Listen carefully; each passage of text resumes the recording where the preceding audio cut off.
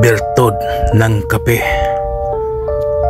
Ang bertod ng kape ay isa sa mga pinaniniwalaang espiritual o mistikong kaugnay sa mga karaniwang bagay na ginagamit sa pang-araw-araw. Sa larangan ng anting-anting kulam o lihim ng karunungan, ang kape ay hindi lamang inumin kundi maaaring gamiting pampalakas ng enerhiya at diwa. Ang pag-inom ng kape ay sinasabing nagbibigay ng masiglang aura, enerhiyang espiritual sa mga albularyo o manggagamot. Ginagamit ito bilang pampasigla bago gumawa ng ritual o dasal. Pampalinaw ng isipan, pinaniniwalaan na ang kape ay may kakayahang magbukas ng ikalawang mata o spiritual intuition kapag iniinom bago ang meditation o orasyon.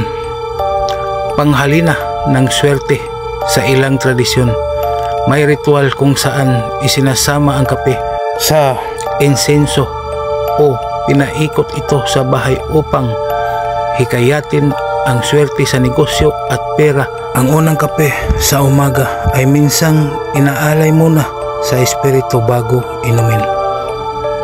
Pang-akit o gayuma, may ilang gumagawa ng gayuma sa kape kung saan hinahaluan ito ng orasyon o ihi ng taong nagkakagusto. Panglaban sa kulam at masamang espiritu, mainit na kape ang ibinubuhos minsan sa paligid ng bahay o sa pintuan bilang proteksyon laban sa masasamang elemento. May ilang gumagamit ng giniling na kape na hinahalo sa asin bilang pangontra sa barang. Sa bisa ng kapangyarihan ng apoy at likas na lakas, bertod ng kape, aking tatawagin maging tagapagtanggol, tagahatid ng liwanag at sigla sa katawan at kaluluwa. Siya ay maging gabay at lakas sa ngalan ng Ama, ng Anak at ng Espiritu Santo.